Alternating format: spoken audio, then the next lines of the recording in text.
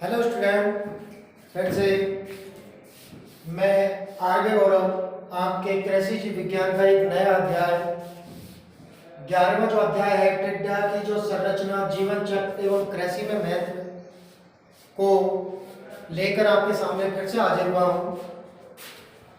आपको इससे पहले मैं 2 यूनिट की जो वीडियो है वो डाल चुका हूँ और उनमें किसी भी प्रकार की कोई भी समस्या आ रही हो तो कृपया कमेंट बॉक्स में लिख के बताएं। आज मैं आपको पढ़ाने वाला हूँ टिड्डा।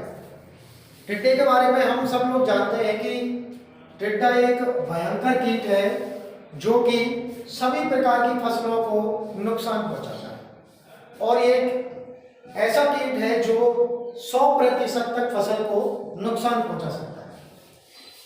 टिड्डे को इंग्लिश में ग्रास हॉपर के नाम से जाना जाता है। आज इसकी हम बाह्य संरचना के बारे में पूरी डिटेल्स में आज पढ़ेंगे। टिड्डे का जो वैज्ञानिक नाम है हिरोग्लाइफस बेनियान है।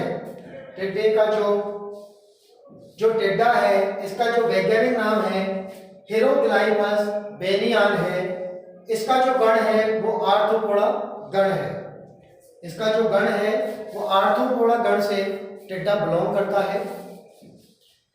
इसे खरीफ का टिड्डा भी कहा जाता है क्योंकि जितनी भी खरीफ की फसल है जैसे अपने बाजरा है, ज्वार है, इनमें ये ज्यादातर नुकसान पहुंचाता है। यह बहुत भूखा, शाकाहारी एवं विश्वव्यापी रोग है। विश्वव्यापी होता है मतलब यह सभी जगह पाया जाता है। विश्व में सभी जगह इसकी अनेक प्रजातियां पाई जाती हैं जो फसलों को नुकसान पहुंचाती हैं। यह भूखा एवं शाकाहारी है मतलब इनकी संख्या एक साथ अगर किसी फसल में घुस जाए तो उस फसल को पूरी तरह नुकसान पहुंचाकर ही बाहर निकलती है। इसके शरीर पर विभिन्न धब्बे होते हैं मतलब ये विभिन्न धब्बे लिए होता है। इसके शरीर पर कई प्रकार के धब्बे पाए जाते हैं। इसका जो कंकाल है वो काइटिन का बना होता है। इसका जो कंकाल है वो काइटिन नामक प्रोटीन होती है जिसका बना होता है। इसके जो मुखांग हैं वो काटने एवं चबाने वाले होते हैं। ये एक इंपॉर्टेंट लाइन है। काफी बार 1 नंबर क्वेश्चन में ये पूछा जाता है कि टिड्डे में किस प्रकार के मुखांग पाए जाते हैं। तो टिड्डे में काटने एवं चबाने वाले मुखांग पाए जाते हैं। अब आज इसकी बाह्य संरचना के बारे में हम पढ़ेंगे। इसकी बाह्य संरचना के बारे में देखते हैं तो ये मैंने एक डायग्राम बनाकर मैं आपको समझाना चाहता हूँ कि किस प्रकार से टिड्डा होता है। टिड्डे का जो ये सिर है, सिर के ऊपर 2 श्रृंगिकाएं लगी हुई है। इसके उपनेत्र, इसके नेत्र, संयुक्त नेत्रों के ऊपर उपनेत्र लगे हुए हैं। इसके ऊपर 3 प्रकार के वक्ष पाए जाते हैं जिन्हें अग्रवक्ष, मध्यवक्ष और वक्ष के रूप यानी कि छाती। वक्ष का मतलब होता है छाती। 3 वक्षों में इसकी जो छाती है वो बटी हुई होती है। इसमें ऊपर 2 जोड़ी पंख होते हैं जिसको अग्र पंख और पश्च पंख के नाम से जाना जाता है। इसमें इसके वक्ष के नीचे टांगे लगी हुई होती है, चलने वाली टांगे होती हैं। टांगों को भी जो टांगे हैं इसको 5 प्रकार से 5 इसके भाग हैं। इनके नाम हैं जिनको हम आगे अभी विस्तार में हम पढ़ेंगे। ये टांगे हैं जितनी भी हैं, ये 2 जोड़ी टांगे यहाँ पे हैं, 2 जोड़ी यहाँ पे हैं, यानी कुल मिलाकर हर वक्ष के ऊपर, प्रत्येक वक्ष के ऊपर 2 जोड़ी टांगे होते हैं यानी कि 6 टांगे होती हैं। कुल मिलाकर 6 टांगे लगी होती हैं और वक्ष के ऊपर पंख लगे होते हैं। 1 जोड़ी पंख मध्य वक्ष के ऊपर और दूसरा पश्च पंख के ऊपर, वक्ष के ऊपर इनके पंख लगे होते हैं। मध्य वक्ष और पश्च वक्ष है, जैसे मध्य वक्ष के ऊपर अग्र पंख लगे हैं और पश्च वक्ष के ऊपर पश्च पंख लगे हैं। इनके ऊपर पंख लगे हैं। इसमें श्वसन छिद्र होता है, अंडरोपक होता है। पीछे वाली जो टांगे वो कूदने वाली टांगे होती हैं। अब इनको थोड़ा विस्तार से अगर हम समझेंगे तो ये आसानी से हमको समझ में आ जाएगा। तो सबसे पहले इसका सिर वाला जो भाग है उसको लेते हैं। सिर है, इसके सिर पर दो जोड़ी श्रृंगिकाएं लगी होती हैं। ये जो है ये श्रृंगिकाएं हैं, ये जो लगी हुई है ये दो जोड़ी श्रृंगिकाएं हैं जो संवेदनाओं का काम करती हैं, जैसे खाने का स्वाद, सूंघना, गंध लेना आदि जो काम है वो श्रृंगिकाओं के द्वारा होते हैं। सिर पर ये श्रृंगिकाएं लगे होते हैं, दो जोड़ी संयुक्त नेत्र होते हैं। ये जो नेत्र हैं ये दो जोड़ी संयुक्त नेत्र हैं। उपनेत्रों को आंखों के मध्य जो उपनेत्र हैं वो दो जोड़ी जो संयुक्त नेत्र हैं उनके मध्य लगे होते हैं।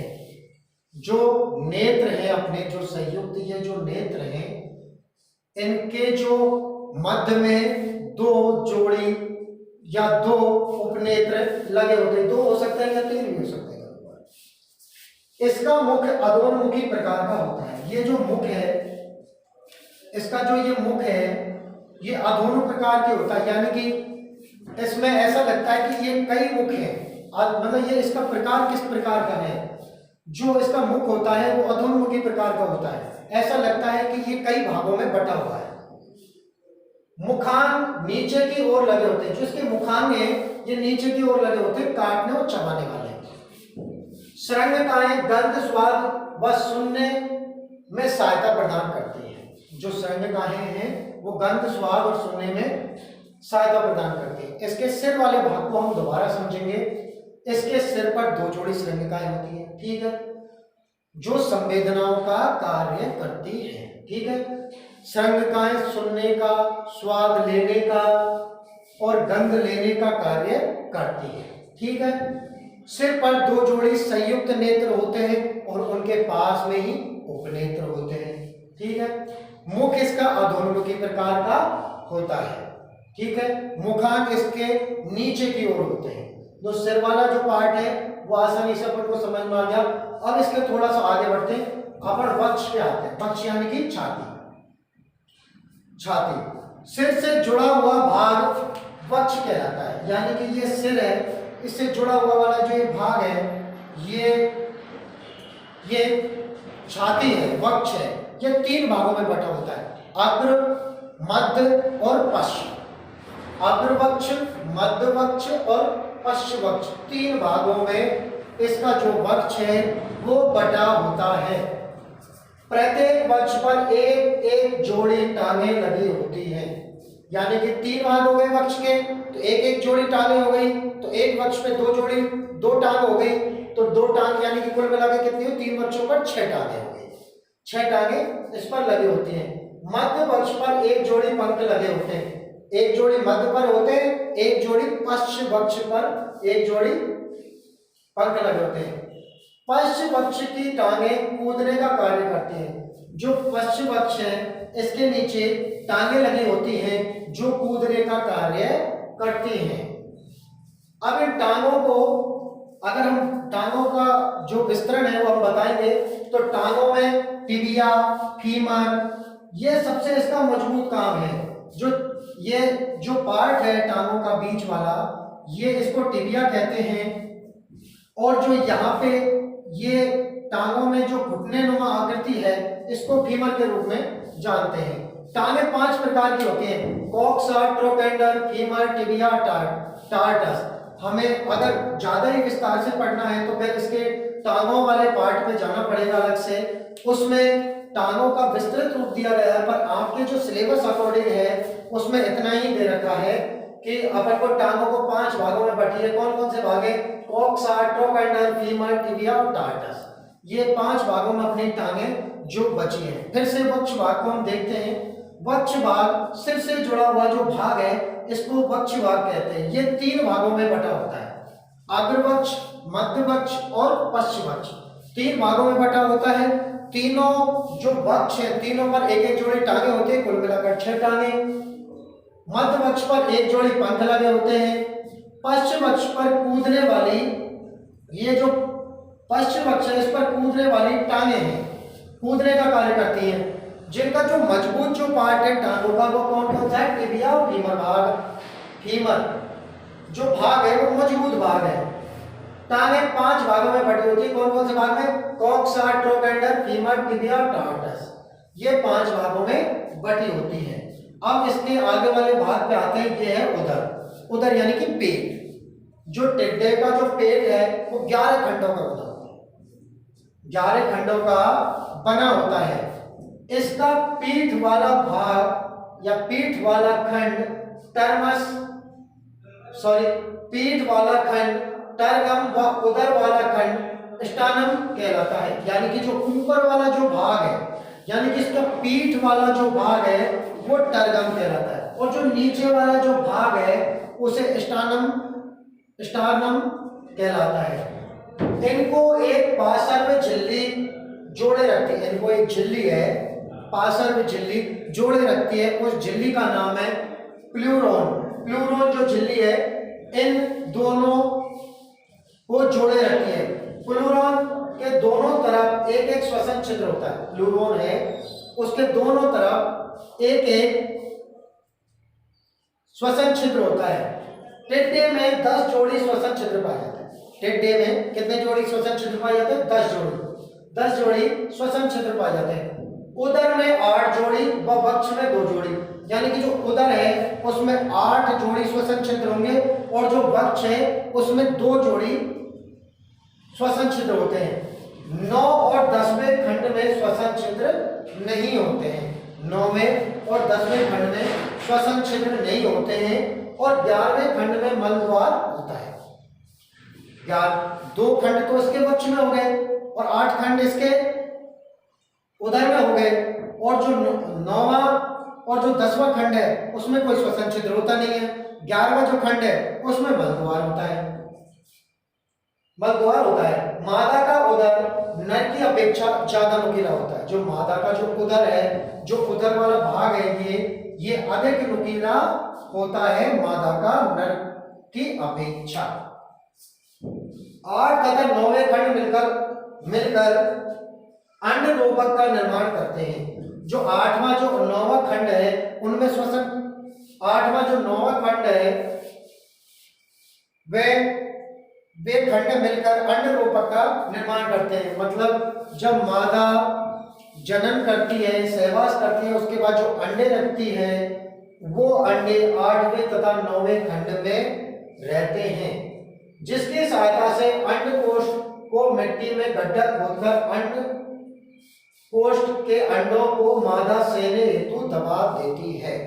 यानी कि जो 8वें 9वें खंड मिलकर अंडे रोपक का काम करते हैं, वो अंडे उसमें रखे होते हैं, और जो जिसकी सहायता से अंडकोश को मिट्टी में गड्ढा खोदकर अंडकोश के अंडों को मादा सेने हेतु दबा देती है। यानी कि जो 8वें 9वें खंड मिलकर अंड रोपक का निर्माण करते हैं, अंड रोपक का निर्माण करते हैं, जिसकी सहायता से, इन दोनों खंडों की सहायता से अंडकोश को मिट्टी में गड्ढा खोदकर अंडकोश के अंडों को मादा सेने हेतु मिट्टी में दबा देती है। एक बार इसको फिर से ध्यान से देखते हैं अपन। टिड्डे का जो वैज्ञानिक नाम है हिरोग्लाइफस बेनियान है। इसका गण है वो आर्थ्रोपोडा गण है। इसे खरीफ का टिड्डा भी कहा जाता है। यह बहुत भूखा, शाकाहारी एवं विश्वव्यापी रोग है। इसके शरीर पर विभिन्न धब्बे होते हैं। इसका कंकाल काइटिन का बना होता है। इसके मुखान काटने व चबाने वाले होते हैं। अब इसकी बाह्य संरचना पे आते हैं।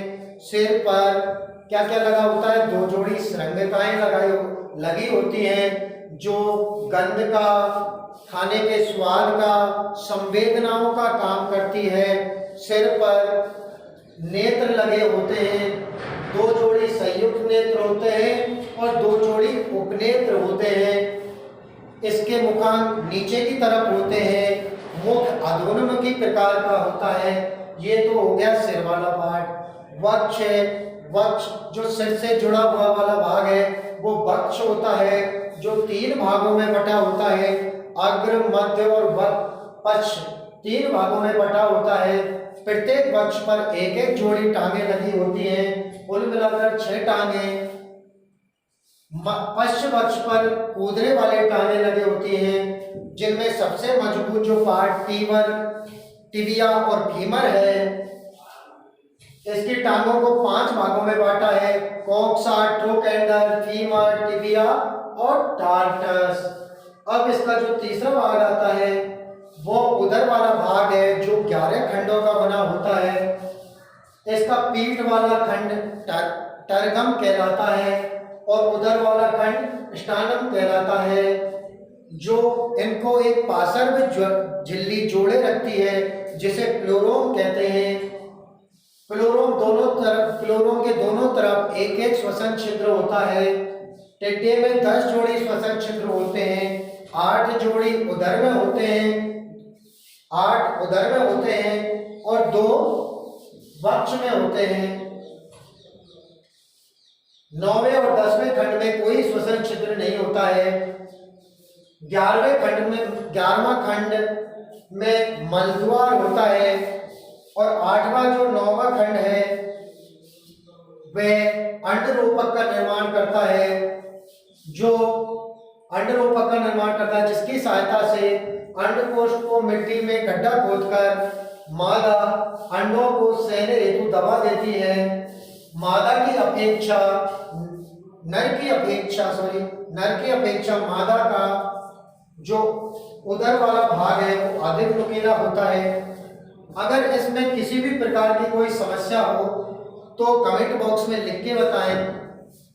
ये अपना टिड्डे की बाह्य संरचना है। इसके बाद इसकी और भी जो बाकी का जो पार्ट है, बाकी का इसमें इसके आगे पढ़ेंगे इसके मुखांगम। तो मुखांगों को और इसी तरीके से विस्तृत तरीके से हम पढ़ेंगे तो अच्छी तरीके से वो समझ में आ जाएंगे। इसके बाद इसका जीवन चक्र आएगा। जीवन चक्र के बाद इसकी कृषि में महत्व आएगा। तो हम इसी तरीके से इसको विस्तार पूर्वक अगर आसानी से समझेंगे तो इतना अच्छी तरीके से समझ में आएगा, कोई दिक्कत नहीं आएगी। रेगुलरली बने रहें, क्लास को ज्वाइन करें ताकि आप अच्छे मार्क कर सकें। टिड्डे में किसी भी प्रकार की प्रॉब्लम हो या इससे पहले जो 2-3 जो यूनिट आपको पढ़ाई है, अगर उसमें कोई दिक्कत हो तो कमेंट बॉक्स में लिख के बताएं। धन्यवाद।